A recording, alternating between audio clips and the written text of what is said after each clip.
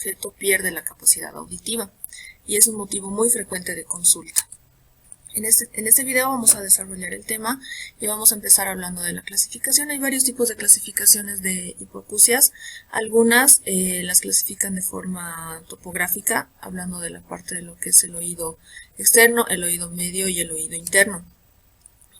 Vamos a tomar en cuenta como el oído externo, que es el encargado de recoger las ondas sonoras y conducirlas hasta la membrana timpánica, que se va a encontrar acá. El oído medio va a amplificar estas ondas sonoras y transmitirlas hacia el oído interno, que es el encargado de formar el estímulo sonoro recibido en impulsos nerviosos que van a ser transmitidos hasta la corteza cerebral. En otro tipo de clasificación de la hipoacusia vamos a tener las hipoacusias de transmisión o de conducción, las hipoacusias neurosensoriales o de percepción y las hipoacusias mixtas. Las hipoacusias de transmisión o de conducción van a tomar en cuenta todo lo que es el oído externo y el oído medio. Se van a deber a lesiones que se dan en el aparato transmisor de la energía sonora. Se pueden producir por obstrucciones en el conducto auditivo externo, por lesiones en el oído medio, que pueden ocasionar alteraciones en lo que es la membrana timpánica, en la cadena de huesecillos o en ambas estructuras.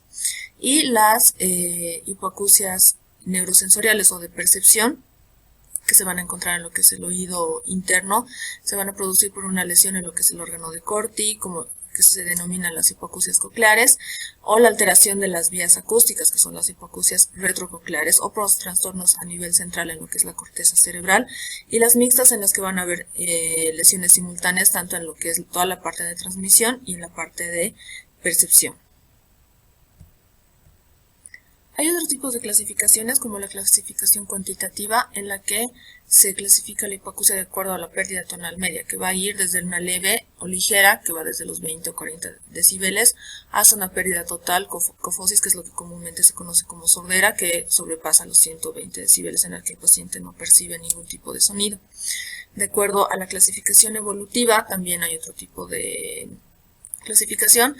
Se las clasifica en estables, progresivas, rápidamente progresivas, bruscas o fluctuantes, tomando en cuenta las estables, que van a ser las que no se modifican en cuanto a su umbral de audición en un paso del tiempo, las progresivas en las que el déficit de audición se va a incrementar con el paso del tiempo o a lo largo de los años, que es algo frecuente en las hipoacusias neurosensoriales, las hipoacusias rápidamente progresivas, en las que evolucionan con una disminución de la capacidad auditiva con una gran rapidez progresiva en el tiempo, las bruscas en las que la pérdida de la audición se produce en un breve corto tiempo, y las hipoacusias fluctuantes en las que la capacidad de la disminución de la audición es cambiante.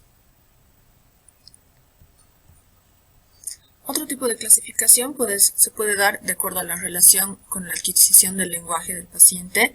La hipoacusia prelocutiva o prelingual se da antes de que el paciente aprenda a desarrollar su lenguaje, y esto va a impedir que se produzca un aprendizaje normal del habla, y eso va a dificultar bastante la progresión cultural del paciente. La hipoacusia postlocutiva, en la que el paciente pierde la capacidad auditiva después de que ya ha aprendido a comunicarse, y la perilocutiva, en la que el paciente pierde la capacidad mientras está aprendiendo a comunicarse. De acuerdo a la clasificación en cuanto al tiempo, la clasificación cronológica, se pueden dar hipoacusias prenatales o también de tipo congénito, que se producen antes del nacimiento, que pueden ser genéticas, adquiridas, y las genéticas pueden estar asociadas o no a algún síndrome, y también pueden producirse perinatales y postnatales. En cuanto al diagnóstico de este tipo de trastornos, como es la hipoacusia, tenemos que mencionar que lo más importante, como en cualquier tipo de patología, es la anamnesis, ¿no? La anamnesis es la guía fundamental de lo que va a ser nuestra exploración posteriormente, en la que necesitamos recoger la mayor cantidad posible de datos, la mayor cantidad posible de información de nuestros pacientes. sobre el tiempo de duración de la hipoacusia, el momento de aparición, si ha estado relacionado o no a algún tipo de estímulo extra, si ha sido secundario algún trauma, al consumo de algún medicamento, si se produció desde el nacimiento, preguntar al paciente sobre los antecedentes familiares, si es que se ha tenido algún antecedente de hipoacusia o de alguna enfermedad similar en la familia, y preguntar también si la hipoacusia es unilateral o es bilateral. Después de que ya hemos hecho la anamnesis y tenemos una sospecha diagnóstica, vamos a pasar a la exploración física. La exploración física y la otoscopía van a continuar guiando nuestro diagnóstico, ya que en las hipoacusias de conducción, por ejemplo, pueden producirse disminuciones en la audición por presencia de lesiones o obstrucciones en el conducto auditivo externo. Entonces es algo bastante importante de realizar una buena otoscopía. Después de la otoscopía, dependiendo de la sospecha diagnóstica que tengamos, vamos a pasar a las pruebas audiológicas. Las pruebas audiológicas nos van a permitir evaluar la capacidad de audición del paciente, y vamos a tener las pruebas audiológicas subjetivas, en las que se necesita la colaboración del paciente, y las pruebas audiológicas objetivas, en las que el paciente no necesita colaborar para que se realice el estudio. Dentro de las pruebas audiológicas subjetivas vamos a tener, por ejemplo, la audiometría, y dentro de las pruebas audiológicas objetivas vamos a tener las autoemisiones acústicas o los potenciales auditivos. Después de que tenemos todos estos exámenes, podemos complementar y continuar la exploración de nuestros pacientes mediante pruebas de imagen como tomografía computarizada, resonancias magnéticas, arteriografías en el caso de que pensemos en algún problema vascular, y exámenes de laboratorio.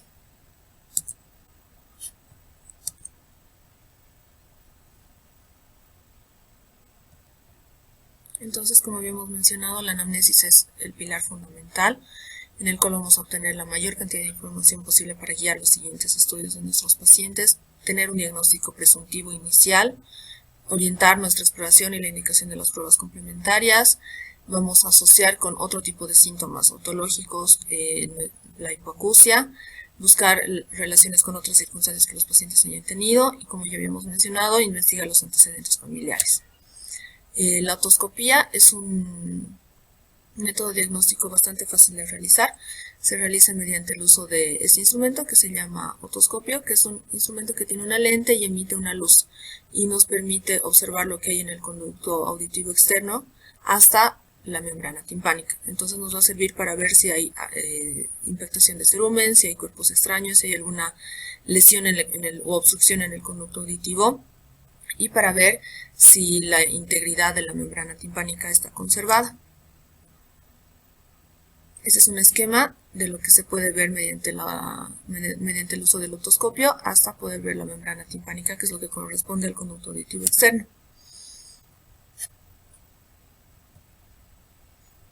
Vamos a empezar hablando entonces de lo que es la hipoacusia conductiva.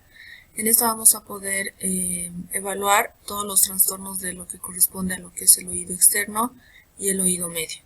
Y vamos a poder, aparte de la anamnesis y el examen físico inicial, vamos a poder hacer la otoscopía como método auxiliar diagnóstico. Entonces vamos a poder clasificar en hipoacusias con examen otoscópico patológico, como vamos a tener lo que son las lesiones de lo que corresponde al oído externo. Algo bastante frecuente son las obstrucciones mecánicas, por ejemplo por cerumen. Vamos a tener cuerpos extraños de todo tipo, como insectos, objetos que particularmente los niños, por ejemplo, las personas adultas, al intentar limpiar el conducto auditivo externo con cotonetes o con otro tipo de elementos, van a introducir objetos al conducto.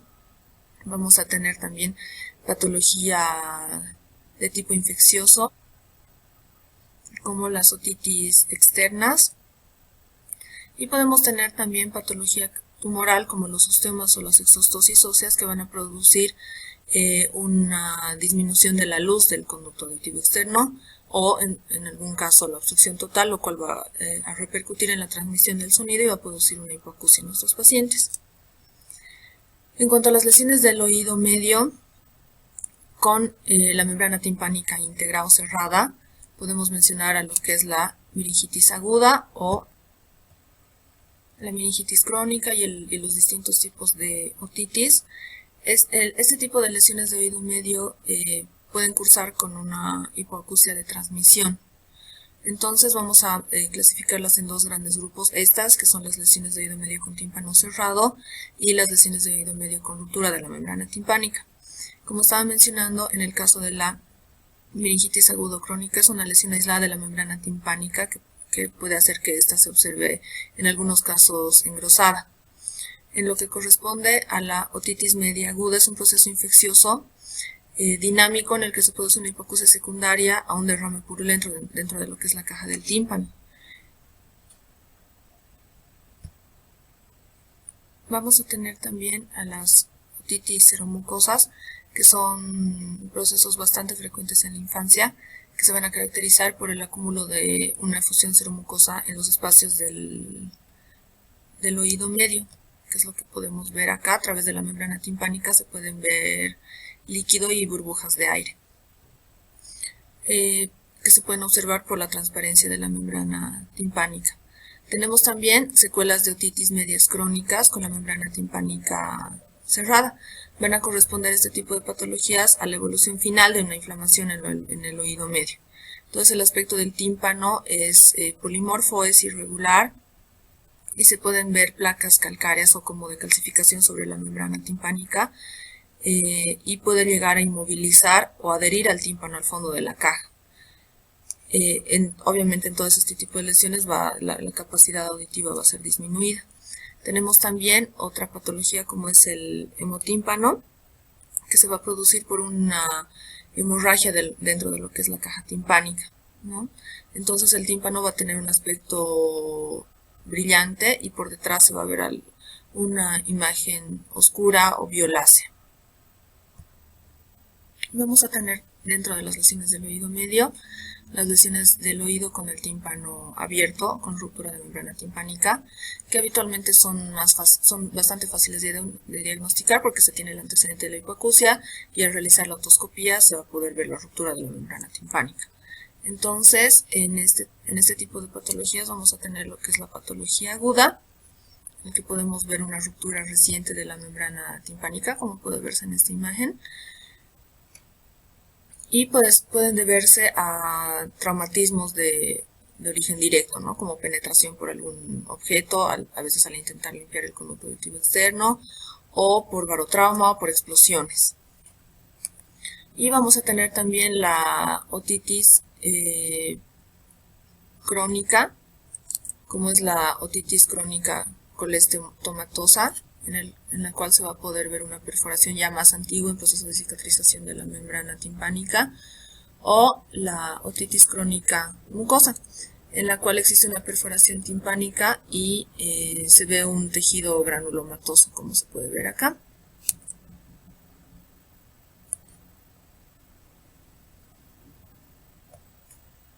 En esta imagen podemos ver un corte axial en una tomografía, en la que se puede ver un colestetoma de oído derecho, en el cual se va a producir destrucción de todo lo que es la mastoides y de esta parte que corresponde a la caja timpánica. Vamos a tener también hipoacusias con un examen otoscópico normal. Eso quiere decir que vamos a tener el antecedente de hipoacusia y al momento de hacer la otoscopía vamos a ver que no hay ningún tipo de obstrucción ni lesión en el conducto auditivo externo, no hay perforaciones de la membrana timpánica y eso va a querer decir que el examen otoscópico es normal. Entonces dentro de este grupo pueden estar las hipoacusias de transmisión, como es la otosclerosis, en la cual se va a caracterizar por una pérdida de movilidad del estribo, que es uno de los huesecillos del oído. Podemos tener también la osteitis deformante o enfermedad de Paget, que cursa también con este tipo de enfermedades. En este grupo también está la osteogénesis imperfecta, en la cual hay una alteración en lo que es la calcificación de los huesos y clínicamente se puede observar porque son pacientes que tienen múltiples fracturas en lo largo de su vida, son pacientes que tienen talla corta, que tienen alteraciones en la erupción de piezas dentarias. Y también se puede ver este tipo de hipoacusias en lo que es la discontinuidad o luxación de la cadena osicular que podemos ver en estos cortes tomográficos, que se puede producir por consecuencias de traumatismos craneales, como podemos ver acá. Dentro de las hipoacusias con examen otoscópico normal, vamos a tener las hipoacusias de transmisión, en las cuales van a haber afecciones del oído medio con conducto auditivo externo y tímpano normales. Dentro de estas podemos tener la otosclerosis, que se caracteriza por la pérdida de movilidad de los huesecillos del oído, particularmente del estribo. Como podemos ver en esta imagen, la movilidad de los huesecillos del oído se compromete y eso impide que la transmisión de la vibración del sonido llegue a transmitirse hacia un impulso nervioso en el oído interno. Dentro de este grupo también tenemos lo que es la osteitis deformante o enfermedad de Paget. La osteogénesis imperfecta también forma parte de este grupo, en la cual los pacientes van a tener alteraciones en la calcificación de los huesos. Son pacientes con talla baja, que tienen historia de múltiples fracturas, clínicamente tienen escleras azules, alteraciones en la erupción dentaria y tienen también alteraciones en la audición. Vamos a tener también dentro de este grupo la discontinuidad o luxación de la cadena osicular, o sea, de las articulaciones de los huesecillos del oído, que eso puede producir ya sea por traumas o por procedimientos quirúrgicos, como podemos ver en estos cortes tomográficos y en la reconstrucción 3D. La articulación y la continuidad de los huesecillos del oído ha sido interrumpida y esto va a impedir que la vibración se transmita a través de estos huesecillos hacia el oído interno. Vamos a tener también las hipoacusias de percepción, dentro de las cuales vamos a agrupar la hipoacusia de percepción coclear y las hipoacusias de percepción retrococlear. Habíamos mencionado que dentro de las hipoacusias de percepción tenemos las cocleares y las retrococleares, tomando en cuenta las cocleares, las que se producen en lo que es la afectación del oído interno, de la cóclea o el caracol, y las retrococleares las que van a tener una afectación de lo que es el nervio auditivo. Dentro de las cocleares vamos a tener varios, como podemos ver acá, en cuanto a hipoacusia. Pueden ser secundarias a trauma, como podemos ver hay una fractura a nivel del peñasco en este corte haciendo una tomografía. Podemos tener causas infecciosas, podemos tener pacientes con presbiacusia, que la presbiacusia es bastante común en pacientes mayores por el envejecimiento del oído interno, generalmente simétrica y bilateral. Vamos a tener también hipoacusias de origen tóxico. Hay varios fármacos que pueden llegar a producir, como podemos ver acá, toxicidad tanto vestibular como coclear, en los cuales tras una administración o muy prolongada o a dosis muy altas, o en pacientes susceptibles, vamos a tener lo que es la afectación del oído y obviamente la disminución en la agudeza auditiva. Vamos a tener las hipoacusias provocadas por ruido, lo que es el trauma acústico en pacientes que se someten a sonidos muy fuertes por tiempos prolongados o a sonidos muy fuertes, aunque sea por un corto lapso de tiempo, van a tener una hipoacusia secundaria a esto. Tenemos también lo que son las hipoacusias fluctuantes, que son episodios de sordera brusca que se repiten en forma intermitente con una recuperación variable entre crisis. En estos casos puede acompañarse o no de un síndrome vertiginoso. Y hay algunas enfermedades como la enfermedad de Meniere o de Cogan que pueden producir hipoacusias fluctuantes. Entonces, en ese sentido es bastante importante la anamnesis de nuestros pacientes. Y tenemos también algunas enfermedades autoinmunes que pueden cursar con hipoacusia, como la poliarteritis nodosa, el lupus eritematoso sistémico, la granulomatosis de Wegener.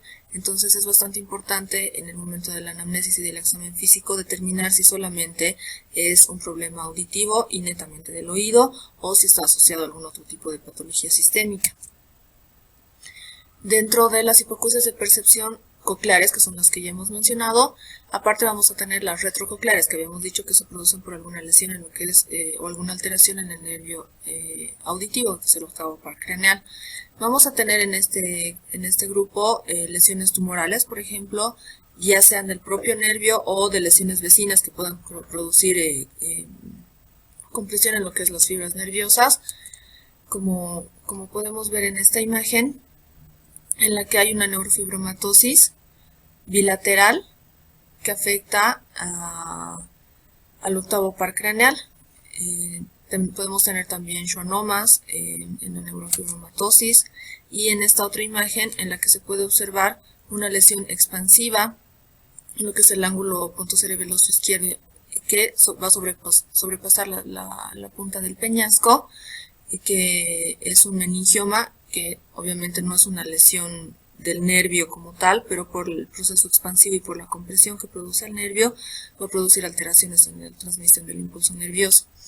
Y vamos a tener también las neuritis infecciosas y degenerativas, que van a producir un proceso inflamatorio o infeccioso de las fibras nerviosas, que van a impedir que el impulso nervioso sea transmitido.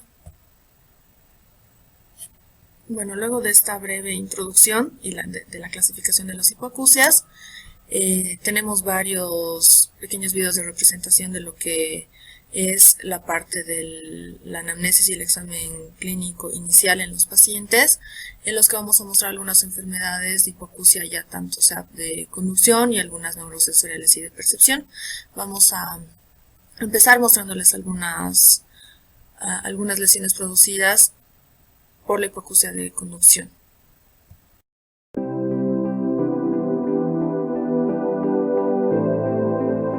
Pase, por favor. Buen día, doctor. Muy buenos días. ¿En qué le puedo ayudar? Mi oído está tapado y creo que tengo un tapón. ¿Hace cuánto tiempo pasa eso? Desde hace una semana. ¿Ha sentido mucho dolor? Sí. ¿Tiene secreciones? ¿Cómo secreciones? ¿Que siente que algo le chorrea de su oído? No. ¿Un líquido extraño? No, yo siempre me limpio con cotonete. Ya. Dígame algo. ¿Ha estado expuesta a ruidos muy fuertes? No. ¿Ha tenido algún viaje recientemente? Sí, la anterior semana he viajado. He vuelto aquí a La Paz y luego me venía en teleférico y justo en eso, cuando estaba bajando el avión, me empezó a doler horrible, literalmente.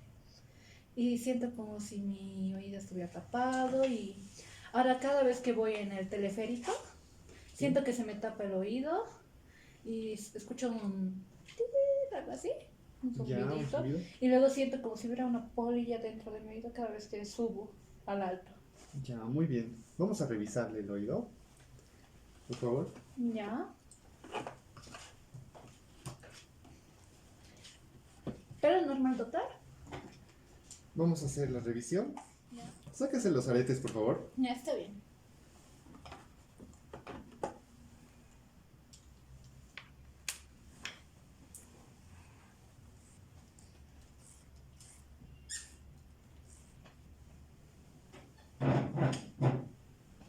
Voy a traccionar ligeramente. Ya. Por favor, no se va a mover. Va a sentir una pequeña molestia. Ya. Pero por favor, no se mueva.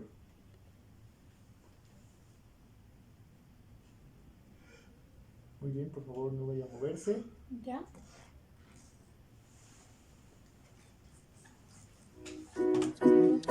Después de hacer una revisión de ambos oídos, no hemos encontrado ningún cuerpo extraño y ningún tapón de cerumen. Así que lo más probable es que sea una lesión en el oído producido por el cambio de presión a la que usted ha sido sometida, Ya. a lo que conocemos como un barotrauma, ¿no? Ya. Ahora le voy a explicar cuál va a ser su tratamiento.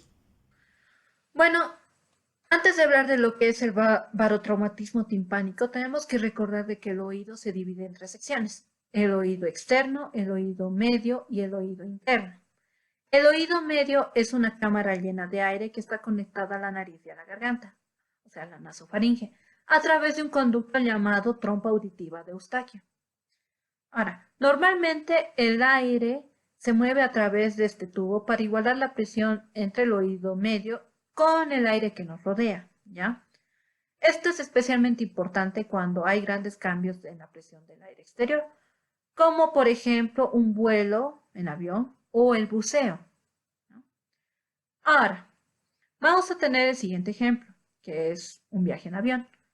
Vamos a tener que cuando el avión se eleva, la presión del aire en la cabina cae gradualmente. Y esto hace que la presión del oído medio parezca relativamente alta y el tímpano se abombe ligeramente hacia afuera. Cuando la diferencia de presión entre la cabina y el oído medio alcanza alrededor de 15 milímetros de mercurio, las trompas auditivas se abren como una sensación de chasquido y el aire es liberado de los oídos medios. En circunstancias normales esto ocurre aproximadamente una vez cada 500.000 pies durante el ascenso.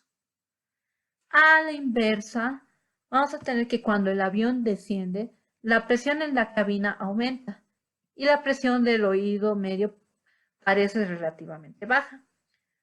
Y el tímpano es traccionado ligeramente hacia el interior.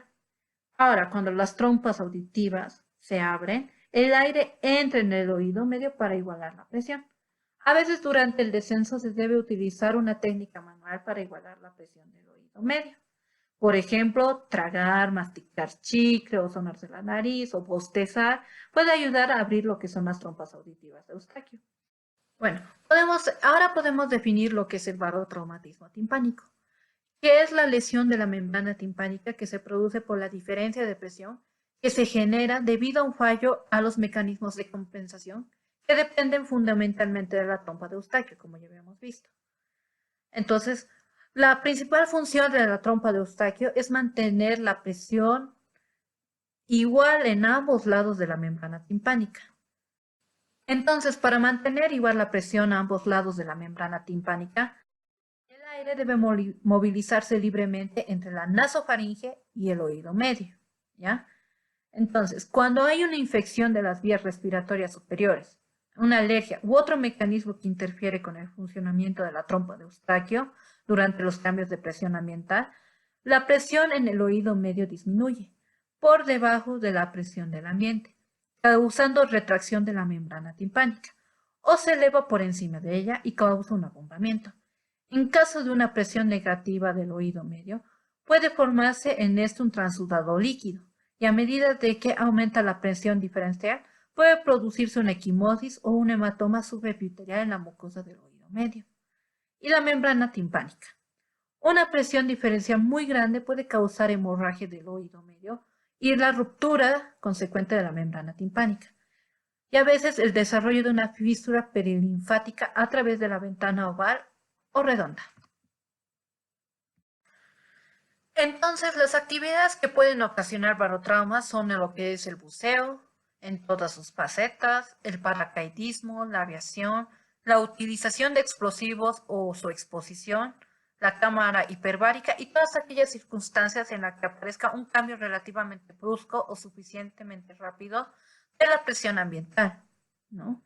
Recordemos de que así, recordando así su etiología, que es la alteración de la ley de Boyle-Mariotte, ¿ya?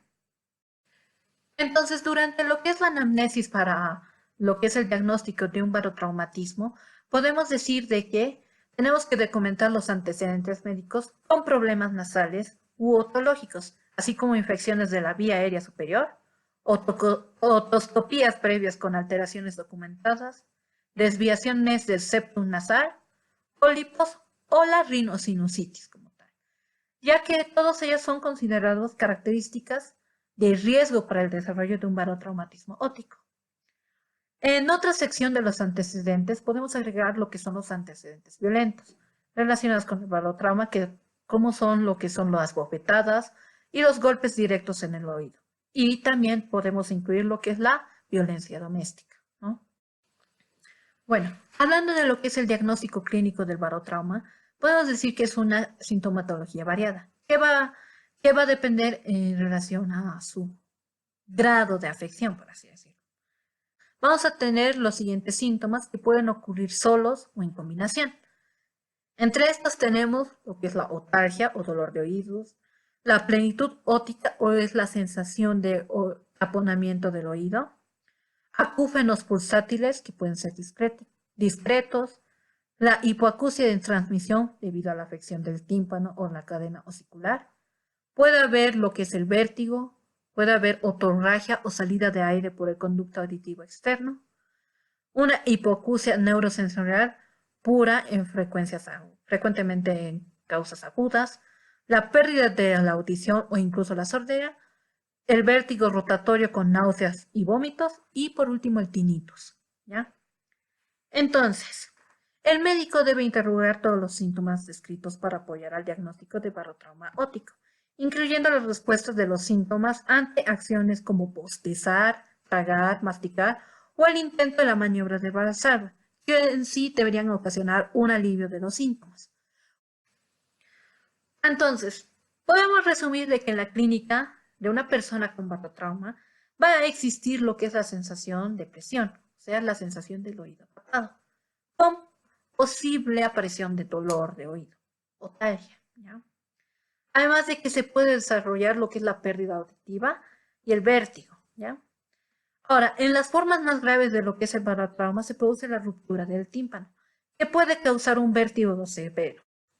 Entonces, el médico debería interrogar todos los síntomas descritos para apoyar el diagnóstico de un barotraumatismo óptico, incluyendo las respuestas de estos síntomas ante las siguientes acciones, que son bostezar, tragar, masticar o el intento de la maniobra de Valsalva, que en sí deberían ocasionar un alivio de los síntomas, ¿ya? Cuando el paciente no haya realizado ninguna acción al presentar los síntomas, podría indicarse las maniobras a realizar para reducir los síntomas de barotrauma. Primeramente vamos a tener lo que es la maniobra de Valsalva, que consiste en realizar una expiración forzada, pero con la oclusión de ambas fosas nasales mediante los dedos pulgar e índice y los labios cerrados, ¿ya? Luego tenemos la maniobra de Frenzel, que se realiza mediante el cierre de la glotis y los labios, mientras se ocluyen ambas fosas nasales y simultáneamente se contraen los músculos del pecho, la boca y la faringe. En sí podríamos decir de que es bostezar mientras nos tapamos la nariz, ¿no? Y por último vamos a tener lo que es la maniobra de Toynbee, que consiste en realizar los movimientos de deglución con ambas fosas nasales ocluidas, ¿no? Es más útil para chequear la permeabilidad de la trompa, pero no es muy recomendable realizarla durante el descenso, ¿no? El diagnóstico para trauma óptico se realiza mediante lo que es la otoscopía, la cual permite observar si el tímpano está inflamado hacia afuera del oído o por el contrario se encuentra retraído, y se apoya con el timpanograma para confirmar el diagnóstico. Adicionalmente, se pueden llevar a cabo diagnósticos auditivos para conocer la gravedad de la hipoacusia que tiene el paciente, es decir, la pérdida de audición. Ahora, durante la exploración del oído debe documentarse las siguientes características. Entre estas vamos a tener lo que es la integridad de la membrana timpánica. Aquí podemos decir si está íntegra o está perforada. Luego vamos a tener el color. En este caso, si es que pierde su color aperlado y se torna un color más hiperémico, con aumento de la trama vascular, inflamación periférica y sobre el mango del martillo llamada la membrana de Scherms. Puede observarse también lo que es un hemotímpano. Luego vamos a tener lo que es la movilidad, y esta se evalúa a través de una de las siguientes maniobras: la maniobra de Valsalva, la maniobra de Frenzel o la maniobra de Toynbee, que ya hemos mencionado anteriormente, ¿ya? Bueno, una vez aclarado esto, podemos tener como un asterisco, por así decirlo, sobre lo que son los signos físicos que podemos encontrar durante una otoscopía. Entre estos es la membrana timpánica con inflamación periférica y sobre el mango del martillo, la pérdida de la translucidez habitual de la membrana timpánica, además de que en algunas ocasiones se pueden visualizar burbujas detrás de la membrana y la presencia de algún derrame o transudado en el oído medio, ¿no? También podemos encontrar edema o hemorragia de la mucosa del oído medio y en ocasiones se puede encontrar lo que es la perforación de la membrana. Esta puede ser obvia o puede ser pequeña, oscura y haber sangre en el conducto auditivo externo, ¿no? Entonces, dentro de lo que es el manejo del barotrauma, se incluye la prevención de lo que son las infecciones del tracto respiratorio superior. En eso también podemos incluir lo que son las alergias incontroladas, la rinosinusitis causada por pólipos o la desviación del septum nasal. Todas estas pueden causar pueden afectar lo que es la capacidad de la ventilación de la trompa de Eustaquio durante los cambios rápidos de presión. El barotrauma es frecuentemente común en las personas que tienen alergias o las que están cursando por un resfriado o tienen infecciones activas. Los bebés y los niños pequeños también son particularmente vulnerables a este trastorno. Las trompas de Eustaquio de un niño son más pequeñas que las de un adulto y por eso pueden bloquearse más fácilmente. Cuando los bebés y los niños lloran en un avión durante el despegue, a menudo es porque están sintiendo los efectos del paro traumático. Otro punto dentro del tratamiento es el tema de lo que son los viajeros con alergias estacionales. Este tipo de pacientes tienen que mantener su medicación, por así decirlo, pero pueden ayudarse por medio de lo que es el lavado nasal.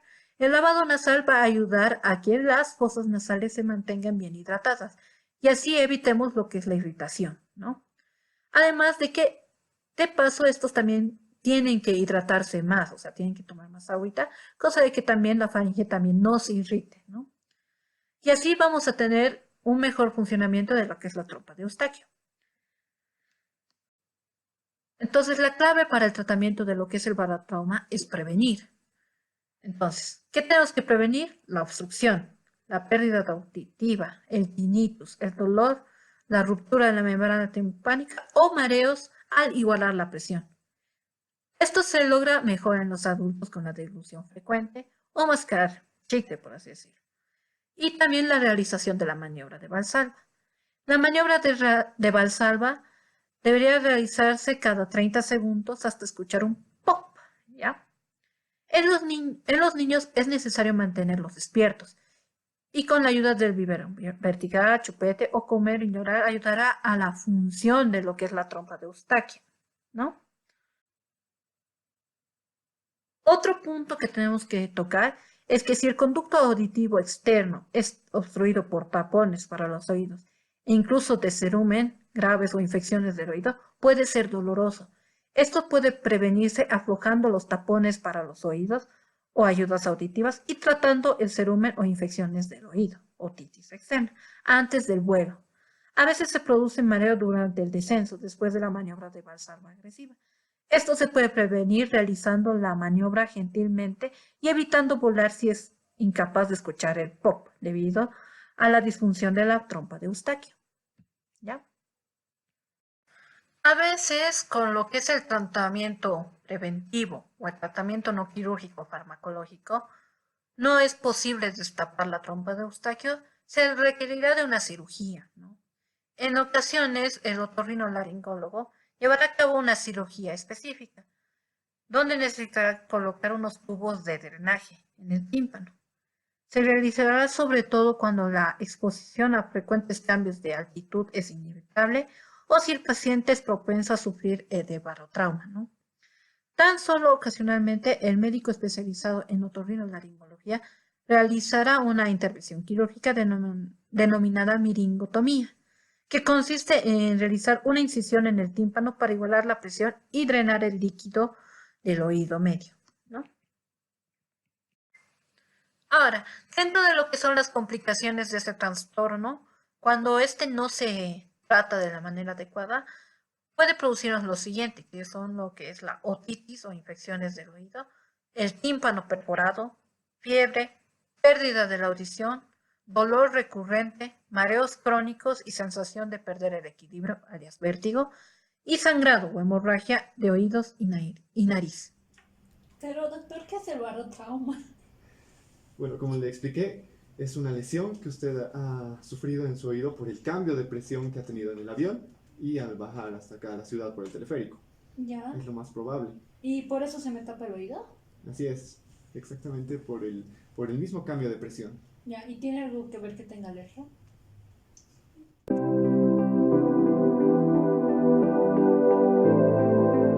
Pase, por favor. Gracias, doctor. Muy buenos días. ¿En qué le puedo ayudar? Le cuento que siento que está como tapado mi oído. Ya, muy bien. ¿Desde cuándo pasa esto? Como hace unas 2 semanas más o menos. ¿Ha sentido dolor? No, dolor no. Pero sentido tengo la- la sensación como que de momentos me pica y siento como si tuviera algo en mi oído. Muy bien. ¿Y tampoco ha sentido alguna secreción No, de algún líquido, lo que sea? no. Ya, muy bien. ¿Usted ha estado expuesta a ruidos demasiado fuertes? No, últimamente no. Ya. ¿Usted ha introducido algún cuerpo extraño en el oído? Sí, porque he pensado que tenía algo ahí. Lo que pasa es que hace unas 2 semanas he viajado, he ido a acampar y después del viaje he sentido que tenían algo en el oído. Entonces he intentado limpiarme con cotonetes, pero tampoco saco nada y tampoco... Ah, justo aquí está mi cotonete. He intentado limpiarme con cotonetes, pero no sale nada y sigo con esa sensación de algo que está tapando mi oído. Ya, muy bien. Así, vamos a pasar a la revisión de su oído. ¿Está de acuerdo? Sí. Ya, muy bien. Si tiene algún arete, por favor se lo retira, y si no, recójase el cabello. ¿Puede recogerte un poco esto? Sí. Gracias. Voy a hacer una ligera tracción, por favor no se va a mover y va a sentir una pequeña molestia. Está bien. Por favor no se mueva. Ahí ha sonado algo. Muy bien. Solo la molestia es en este oído, ¿verdad? Sí. El oído derecho. Vamos a hacer una revisión del oído izquierdo, por favor. Igual no se mueva.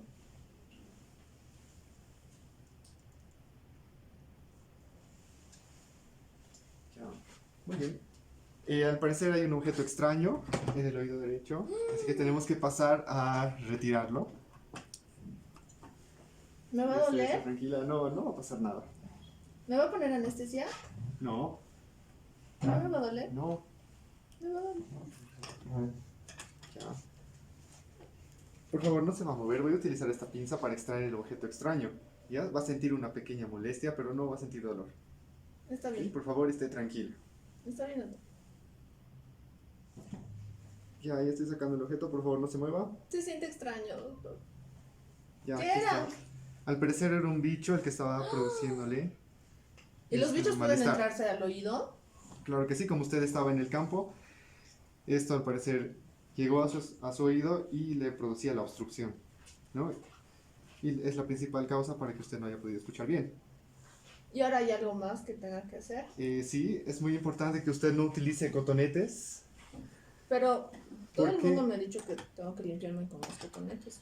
No es recomendable, ya que al utilizar este cotonete, usted está empujando el cuerpo extraño al interior del oído.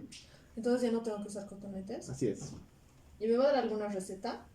No es necesario, lo único es que tenga mucho cuidado y si usted siente otra vez alguna molestia, si va a continuar viajando, por favor asista a las consultas. Gracias, doctor.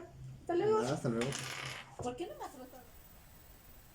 Y bueno, hablando del video en el que yo aparezco como paciente, se trata de una hipoacusia de transmisión o conducción. Habíamos dicho que las hipoacusias de transmisión o conducción se producen por obstrucciones o lesiones o patología en lo que es el oído externo y el oído medio.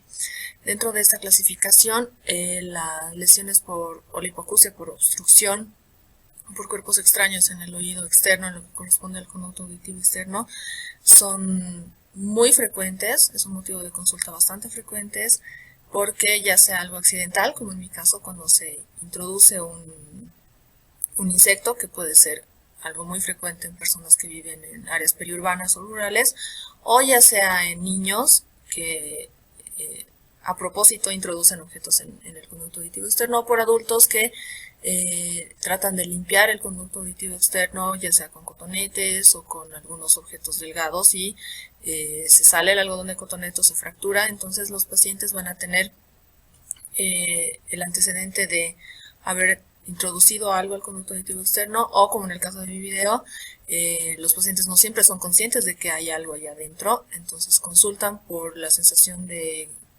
obstrucción en algunos casos se asocian ruidos. Cuando hay un insecto vivo dentro del conducto auditivo externo, a veces emite sonidos que los escucha el paciente. En este tipo de casos, el diagnóstico y el tratamiento son bastante simples, ¿no? El diagnóstico se basa en una otoscopía. Es muy evidente la presencia de un cuerpo extraño dentro del conducto auditivo externo, y el tratamiento es bastante simple también. Obviamente se va a necesitar del equipo y el material y el instrumental adecuado. En algunas guías se menciona que hay que tratar de matar al insecto antes de retirarlo del conducto auditivo externo, con algunas soluciones como la lidocaína. Se pueden usar también gotas de parafina en el conducto auditivo externo para tratar de matar al insecto antes de retirarlo. Después, como habíamos mencionado, se tiene que tener todo el material adecuado y tratar de ser lo más delicados posibles para sacar el cuerpo extraño del conducto auditivo sin lesionar las estructuras que están tanto más a profundidad como la membrana timpánica como la piel del conducto auditivo externo. En algunos casos la extracción del cuerpo extraño va a ser el tratamiento y va a ser suficiente si es que no se ha producido ninguna lesión. En el caso de que se haya producido alguna lesión o de que se vea secreción o evidencia de proceso inflamatorio o infeccioso en el conducto auditivo externo, podemos complementar la extracción del cuerpo extraño con medicación tanto antiinflamatoria como antibiótica. También después de realizar la extracción del cuerpo extraño del conducto auditivo externo, es muy importante revisar la integridad de la membrana timpánica, ¿no? Puede ser que el conducto auditivo externo ya esté permeable, ya no haya ninguna obstrucción, pero puede ser que el objeto extraño haya producido una lesión de la membrana timpánica o el operador al momento de realizar la extracción. Entonces es bastante importante verificar que la membrana timpánica esté íntegra y que no se hayan producido ningún tipo de lesiones. Ahora vamos a seguir viendo los demás videos y tienen que ver hasta el final porque los bloopers están muy graciosos.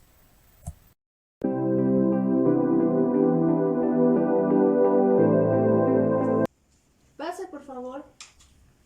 Buenas tardes. Buenas tardes, tome asiento. Muchas gracias. ¿En qué le puedo ayudar? Mire, desde hace un tiempo empiezo a sentir como si tuviera algo y se me impide el acceso y no puedo escuchar bien. Siento como un taponcito. Ya, ¿hace cuánto tiempo que se siente así? Hace unos 3 meses que siento esto. Ya. Siento que no es normal. Me pongo audífonos y igual no escucho. Intento bostezar y sigo sin escuchar y ya me está molestando por esto. Ya. ¿Alguna vez se ha introducido algún cotonete o algún objeto No, para no me he limpiarse? introducido eso. Ya. ¿Tiene el antecedente de haber escuchado algún ruido fuerte o...? Sí, tuve que ir como es al festival, el Chucuta Fest, y estuve cerca de lo que eran los parlantes, y desde ese momento, digamos, desde el día siguiente sentí como si tuviera como una bolita. Ya. No escucho bien. ¿Y siente esas molestias en ambos oídos o es en algún lado más fuerte que en el otro? Más que nada en el oído izquierdo. En el oído izquierdo. Ok. Lo que voy a hacer ahora es revisarlo, ¿sí? Ya. De todas formas, ¿Ese aparato duele, lastima? es un otoscopio, produce cierta molestia, pero no es algo insoportable. Ya. Ya voy a introducir un poco en su oído y voy a revisar ambos de todas formas. Ya. No se mueva, por favor. Bueno, en este oído no veo nada anormal. Voy a revisar el otro. Ah, No se mueva, por favor. Yo sé que es un poquito incómodo. ya. Bueno, la explicación por la que siente sus molestias es que en el oído izquierdo hay una perforación de su membrana timpánica. Nosotros tenemos como una telita dentro del oído que hace que nosotros podamos escuchar y seguramente por el ruido fuerte que usted ha escuchado, esa membrana se ha roto. Ahora le voy a explicar cuál va a ser su tratamiento. Ya. Bueno, continuando con lo que era mi interpretación del paciente, yo tengo que explicar lo que es perforación de membrana timpánica. Para esto tenemos que definir qué es perforación de membrana timpánica. La perforación de la membrana timpánica, como se tiene en cuenta, es un agujero o ruptura del tímpano de una forma delicada de esta membrana, ya que esta membrana separa el conducto auditivo del oído medio. La perforación de la membrana timpánica generalmente se encuentra en lo que es acompañada habitualmente de una pérdida auditiva casi total y ocasionalmente puede ocasionar una supuración. Bueno, las causas de la perforación de la membrana timpánica dependen de muchos factores. Las causas de esta perforación suelen ser habitualmente o traumáticas o infecciosas. Las traumáticas por lo general pueden ser por perforaciones por un golpe, generalmente que se da por la palma de la mano, o fracturas de cráneo en una caída. También puede ser una explosión o o el paciente se introduce algún objeto, como bastoncillos, algodón, clips o lo que sea para limpiarse lo que es el oído. También puede ser una demasiada profundidad o excesos a ruidos fuertes del conducto auditivo. Otras podrían ser lo que es las infecciones del oído, estas infecciones del oído, las cuales van a producir mucho lo que es el dolor, la pérdida auditiva o la ruptura espontánea de la membrana timpánica. Como resultado nos generarían en ambos casos una perforación. En estas circunstancias lo que tenemos que tener en cuenta es que va a haber en la infección una pus o sangre de este conducto auditivo. En los términos médicos a esto se les llama otitis media con perforación, aunque algunas veces se puede ver secuelas o de un procedimiento quirúrgico previo, como ser en raras ocasiones lo que puede ver unos pequeños orificios de extravasación de lo que son los túbulos drenales transtimpánicos.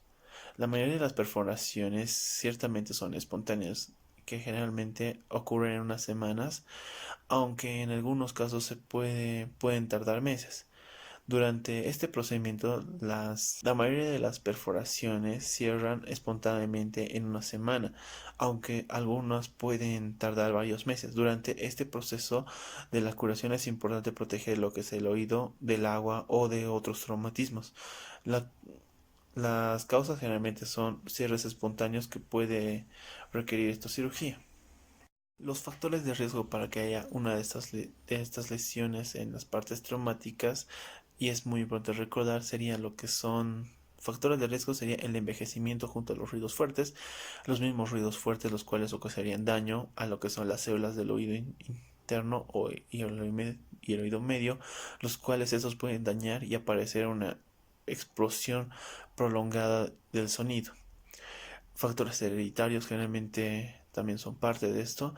Ruidos laborales. Esto quiere decir más que todo a los empleados o personas las cuales trabajan junto a ruidos excesivamente altos o que tienen altas cantidades de decibeles. Como pueden ser generalmente las tareas de agricultores, los constructores, los que trabajan generalmente en una fábrica o generalmente los que están ahorita en la policía, en los ruidos por los autobuses. Deportes recreativos, generalmente estos se dan por una explosión de los ruidos súbitos o con las caídas de las explosiones de las armas de fuego. Generalmente las personas que usan esto usan tapones o usan lo que se llama auriculares. Otros serían los que son los pilotos de avión, pues ya que estos pueden tener la pérdida inmediata o permanente de lo que es la audición.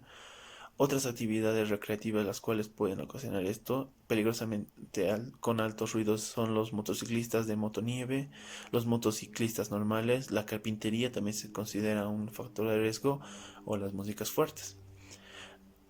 Algunos medicamentos, como van a explicar posteriormente, generalmente son la gentamicina, el Viagra y el anciclovir. Hubo dosis altas de lo que es las aspirinas. En este cuadro vamos a ver lo que es la comparación de intensidad de los sonidos fuertes, que es por lo que mi personaje tuvo la ruptura de la membrana timpánica. En este cuadro vamos a diferenciar a continuación los diferentes aumentos de sonidos frecuentemente de niveles, los cuales generalmente ocasionan ruidos que producirían daño según EPA o la Agencia de Protección Ambiental, ya que esta junto con la OMS han determinado cómo escucha una persona los ruidos fuertes. Se puede ver lo que son los decibeles en un lado y lo que son los ruidos, los orígenes de los ruidos. Intervalos seguros, generalmente 30 decibeles sería lo que es un susurro, 40 un resfriado, 60 una congestión normal, 75 una lavavajillas o un lavavajillas. Intervalos de riesgo, 1,85 sería lo que son el tráfico urbano, generalmente en La Paz se ha demostrado que es un poquito más elevado. El 95 sería el uso de las motocicletas excesivamente, el 100% sería motos de nieve, el 110 sería las motosierras, taladro, certificaciones de lo que es la música rock o música folclórica, sinfónica, la cual maneje volúmenes que no sean altos y bajos. 115 sería el arenado. 120 sería sirenas de ambulancia o patrullas de policía. 140, 165 serían lo que son los petardos, generalmente que se usan en desfiles o en alguna actividad, y las armas de fuego. La duración máxima a las exposiciones al sonido se puede ver de acuerdo a esta tabla lo que son los niveles máximos de ruido de un trabajador, los cuales pueden afectar exponencialmente lo que es la protección auditiva y por cuánto tiempo deberían estar estas personas. En un lado se podría ver lo que son los niveles de sonido en decibeles y la duración diariamente que deberíamos tener cada uno. Los 90 decibeles podríamos estar 8 horas, los 92 podríamos estar 6 horas, los 95 4 horas, los 97 3 horas, los 100 2 horas, los 102 1 hora y media. La 105 es 1 hora, 110 son 30 minutos, 115 15 minutos o menos, lo es recomendable. Y como mi personificación, él estaba en un festival. El festival en teoría duraba más de 4 horas, por lo tanto él se ha expuesto exponencialmente a este daño. Efectos de la perforación timpánica sobre la audición. Normalmente cuando hay una perforación mayor del tímpano hay una pérdida de la audición, la cual la localización del orificio de la membrana timpánica también es un ayudante, lo que contribuye a los grados de la pérdida de audición. Si no hay un tratamiento, si un traumatismo es importante o de suma gravedad, como ser una fractura de cráneo, ya que ésta separa lo que son los huesecillos del oído medio, ya que estos transmiten el sonido, la causa de las lesiones del oído interno perdería la audición y esta sería de forma muy severa. Si la perforación timpánica se debe a un traumatismo o una exposición a ruidos, la pérdida auditiva puede ser mayor a la que aparece en los ruidos de oído. En estos casos, la pérdida auditiva habitualmente se recupera de forma parcial o por la disminución en algunos días. En caso de infecciones crónicas es debido a la perforación, la cual puede causar un daño importante a la audición. El tratamiento de la perforación de la membrana timpánica. Antes de intentar cualquier tratamiento se debe realizar una valoración del oído interno o de la audición. Los beneficios del cierre del tímpano incluyen la prevención de lo que es la entrada de agua al oído medio durante la ducha o durante un baño, lo cual nos produciría una infección al oído si es que no se la tiene. Mejorar la audición o la disminución de los ruidos, como se ha visto, no se tiene que exponer a ruidos muy elevados. También puede haber y prevenir el desarrollo de los colestomas. Colestomas. Este es un quiste de piel que generalmente se encuentra en el oído medio, lo cual se produce por una infección y puede destruir las estructuras del oído. Si la perforación es muy pequeña, el otorrinolaringólogo puede observar la perforación al tiempo que separa el cierre, al cual se prepara un cierre espontáneo. También puede internarse y colaborar mucho con un parche. Incluso en la misma consulta el paciente colabora y puede ser ayudado mediante ayuda de un microscopio. Puede observar lo que son los bordes de la perforación para estimular el crecimiento y luego colocar lo que son unas finas láminas del papel sobre esto que es la perforación. Habitualmente se aprecia una mejor audición en el momento de que se hace un pequeño orificio el cual pueda tapado, el cual habitualmente se aprecia una mejor audición en el momento que el orificio queda tapado. Pueden requerir varios tratamientos terapéuticos o varios procedimientos. Generalmente esta perforación varía de 3 a 4 días hasta el cierre completo de esto. Si el médico opina, puede haber un método no proporcional al cierre adecuado, lo que se conlleva lo que es una cirugía. Existen diversas técnicas quirúrgicas para tomar este tipo de lesiones y el cierre de la perforación. Generalmente, para facilitar la cicatrización es más que todo un procedimiento denominado minigoplasia, la cual consta de una cirugía exitosa en la mayoría de los casos, proporcionando un cierre parcial más que todo un cierre permanente de la perforación, lo que mejora la audición. Habitualmente se realiza de manera ambulatoria.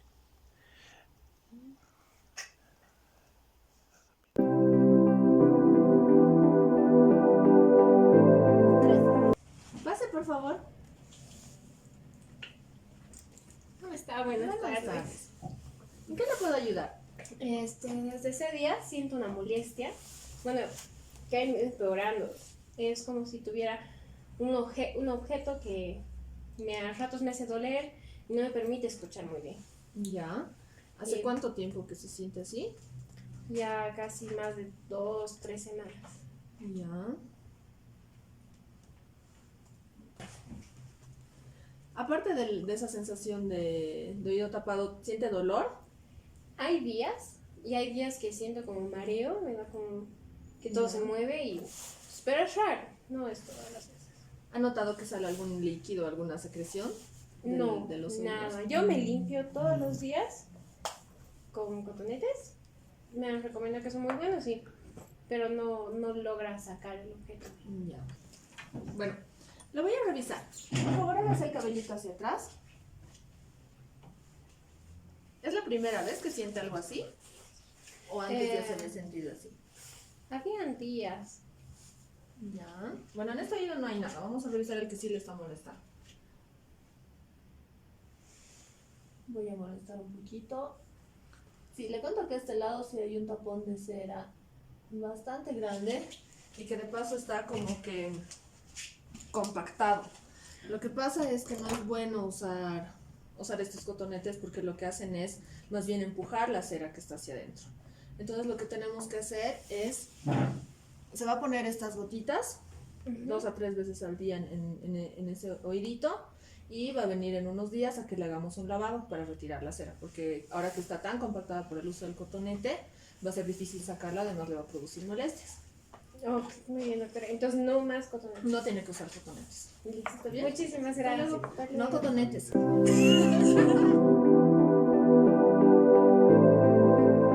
Pase, por favor. Muy buenos días, doctor. Buenos días. Eh, Dígame, ¿por qué está viniendo acá? Le cuento que he sentido mucho dolor en los últimos días en el oído derecho. Y la verdad es que es muy molesto cuando tengo que estar en la universidad, me causa mucha molestia y quisiera saber qué es lo que está pasando. En primer lugar, ¿usted se ha introducido cotonetes, algo? ¿O se ha introducido algo? No, ¿Ha viajado últimamente? no. Ya. Entonces, ¿usted ha sido internado recientemente? Sí, hace un mes fue internado porque estaba muy mal y los médicos dijeron que tenía meningitis. Ya. ¿Usted sabe cuál ha sido su tratamiento? ¿Sabe qué le daban de Ah, medicamento? sí, tengo la receta aquí precisamente. Por favor, no. Bueno. Acá se ve claramente que hay una gran lista de medicamentos. Y de todos, el que más me llama la atención es la amicacina. Este es un medicamento que generalmente produce mucho daño en el oído, indirectamente, y se considera estos medicamentos ototóxicos. Es por eso que yo creo que usted, al estar expuesto a este medicamento por largo tiempo, sufrió daños en el oído. Ahora, posteriormente voy a revisar lo que es el oído. ¿Está de acuerdo? Claro que sí. Ya. ¿Va a doler, doctor? No, esto es un otoscopio, no duele, por lo Ok. que... Pero sí le va a causar un poco de incomodidad. Está bien. Ya, por favor. Te voy a quedar quietito yo. ¿De dolor, malestar? No, es una molestia. Ahora sí siento. Ya. Efectivamente usted ha sido... Al ser expuesto a este medicamento sí le ha ocasionado un daño. ¿Y ahora qué puedo hacer, doctor? Bueno, ahorita voy a pasar a lo que es explicarle lo que es su tratamiento. Ahora vamos a hablar de la hipoacusia producida por la amicacina. El sulfato de amicacina es un antibiótico de la familia de los aminoglucósidos semisintético derivado de la canamicina. El espectro de actividad antimicrobiana de la amicacina es el más amplio de todos los aminoglucósidos y tiene una resistencia a la enzima que inactiva este grupo. Merece ser mencionado en primer lugar, no solo por su importancia histórica, sino también por su importancia clínica, y cabe mencionar que en la actualidad aún puede utilizarse como monoterapia, aunque se utiliza fundamentalmente en combinación con otros betalactámicos en infecciones graves como una meningitis, por ejemplo. Los conocimientos sobre los parámetros farmacocinéticos y farmacodinámicos han sugerido su uso en monodosis, cuya eficacia es muy buena y tiene una menor toxicidad. Los efectos adversos más conocidos son la nefrotoxicidad y la ototoxicidad, de los cuales esta última es la que se le presta menos importancia principalmente por el desconocimiento. Los aminoglucósidos pueden causar ototoxicidad que en ocasiones es irreversible, y cabe mencionar que las alteraciones auditivas son consecuencia de la destrucción de las células sensoriales del oído interno, ya sea a nivel de la cóclea o de los órganos vestibulares. Los aminoglucósidos pueden presentar tanto toxicidad coclear como una toxicidad vestibular. La toxicidad coclear se presenta como una pérdida progresiva del oído, empezando con los tonos más altos y siguiendo con los tonos más bajos. Así, el dato significativo se ha producido antes de que el paciente sea consciente de ello, y el dato vestibular se presenta en algunos casos como vértigo o ataxia. Ambas formas de ototoxicidad son normalmente bilaterales y potencialmente reversibles, aunque en ciertos casos se puede presentar de manera unilateral. No es raro presentarse en un 20 a 30% de los pacientes una pérdida apreciable de la audición. La mayor parte de la ototoxicidad producida por aminoglucósidos y está relacionada con una terapia parenteral seguida de una terapia tópica, oral y el uso de medicamentos mediante la irrigación. Ahora vamos a pasar a lo que es el tratamiento. Debemos considerar que no existe un tratamiento específico disponible para estos casos. Si bien la toxicidad de algunos ototóxicos es reversible en la mayoría de los casos, se recomienda vigilar la administración del fármaco que lo esté produciendo y suspender el tratamiento de ser posible. Continuando con los temas, vamos a hablar de lo que es el tapón de cerumen. El tapón de cerumen es un problema derivado por el acúmulo de cerumen, que es un motivo de consulta más frecuente, y ya que nos reduce la capacidad auditiva por la obstrucción del conducto auditivo externo. El tapón de cerumen es un conglomerado de secreciones glandulares del oído externo y sustancias en ellas englobadas que ocluyen el conducto auditivo externo. Vamos a hablar un poco de la fisiología. Vamos a ver que en todo el conducto auditivo externo se va a producir el cerumen. Este conducto va a tener una capa subcutánea, va a tener glándulas ceruminosas, va a tener folículos pilosos y glándulas sebáceas que van a drenar el sebo. Vamos a ver que las glándulas sebáceas, que son encargadas de la producción del sebo, van a depositarse y junto con pelos, polvo y células epiteliales van a formar lo que es el cerumen. Su producción se estima que es entre 2.8 miligramos por semana y se elimina gracias al movimiento migratorio de la piel del conducto auditivo externo. Vamos a hablar un poco sobre las funciones y composición del cerumen. El cerumen contiene glucopéptidos, lípidos, ácido hialurónico, ácido siálico, enzimas lisomales e inmunoglobulinas. Hay algunas diferencias entre el cerumen infantil y el adulto. En el cerumen infantil van a ser más húmedas y de menor cantidad. En el adulto, por la necesidad de menos hidratación para la lisis celular, va a ser un poco más seca y va a aumentar según la limpieza del paciente. Entonces vamos a hablar sobre las funciones del cerumen, que va a ser limpiar y lubricar, defender de bacterias y hongos, gracias a su pH ácido que va a ser entre 5.1 a 7 y tiene ceramidas que va a ser que poseen una actividad antibacteriana. La limpieza va a consistir en que el cerumen se va a desplazar lentamente por el conducto auditivo externo.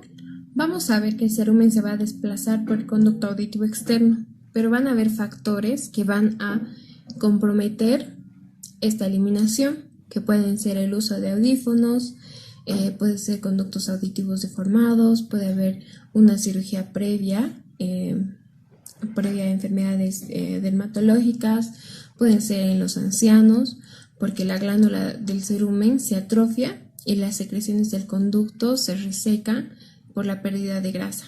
En la sintomatología del tapón de cerumen vamos a tener diferentes signos y va a estar de acuerdo a la obstrucción, si es completa o incompleta del conducto.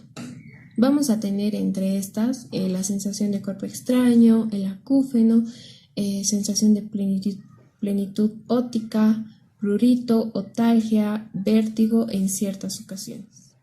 Para el diagnóstico, ante la sospecha clínica, vamos a realizar lo que es la otoscopía y en esta vamos a observar una masa irregular, viscosa, de consistencia variable, que va a ocupar parcial o totalmente el conducto. Para el tratamiento del tapón de cerumen, se van a realizar el lavado del conducto o mediante instrumentos. Lo más común es el lavado óptico y que se va a realizar con movimientos suaves y cuidadosos. Vamos a hablar del lavado o irrigación óptica. Se va a realizar mediante una jeringa y con una unidad de irrigación continua, como podemos ver en la imagen. Este procedimiento vamos a intentar evitar la perforación timpánica o traumática impactado hacia la membrana timpánica. Se va a realizar con agua tibia, con la impactación hacia el tapón mediante la presión de la jeringa con el agua y una vez extraído el tapón es aconsejable proceder al secado del conducto auditivo externo y si se detecta alguna lesión cutánea debido a la manipulación se debe aplicar gotas antisépticas. Para realizar este tipo de lavado vamos a tener algunas contraindicaciones que va a ser antecedentes de otitis media crónica, ya que no se puede realizar este lavado cuando hay una perforación de la membrana timpánica. También vamos a tener la perforación de la membrana timpánica, otitis externa recidivante o tinnitus, oído único funcionante y también los pacientes que son portadores de tubos de aireación transtimpánicos. Vamos a tener complicaciones al realizar este lavado, podemos tener hemorragias traumáticas, daño en la piel del conducto, o una perforación timpánica, una otitis externa o irritación, enrojecimiento del tímpano y del conducto auditivo externo, otitis media, fracaso en la eliminación, un dolor, tinnitus, vértigo y pérdidas audiovestibulares. También tenemos la extracción instrumental, que esta puede realizarse mediante ganchos, pinzas, aspiraciones bajo microscopio o visión directa, como tenemos en las imágenes. Vamos a tener también los seruminolíticos, que estos se van a dividir en lubricantes y tensioactivos emulsionantes. Ambos van a tener una base aceitosa y va a ablandar la cera por disolución. En el uso de estos dos se ha demostrado que va a ser más confortable el lavado y la extracción del tapón de cero. La cirugía va a estar indicada muy rara vez y va a ser una indicación cuando hay un cerumen implantado.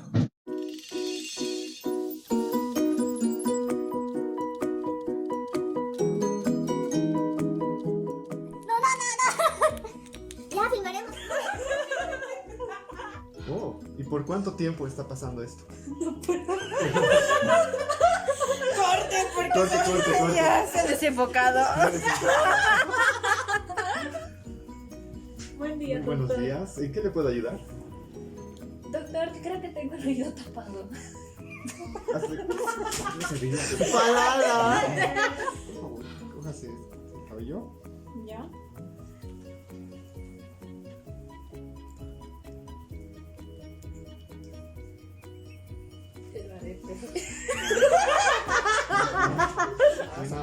No, después yo te voy a decir, entonces no tengo que seguir limpiando y ahí me dices, no, los taponetes son malos. ¿Usted sabe cuál ha sido su tratamiento? ¿Sabe qué le daban? Sí, tengo la receta aquí precisamente. Por favor. Ya. Acá dice. No puedo.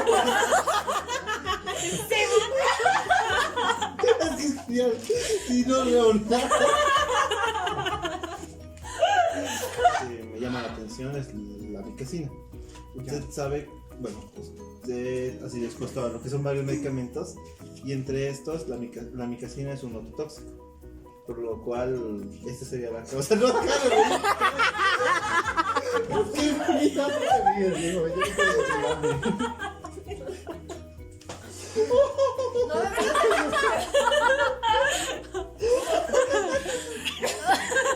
Yo quiero anunciar de que el doctor Arratia no me ha atendido bien. Fuera de mi consultorio ya. No.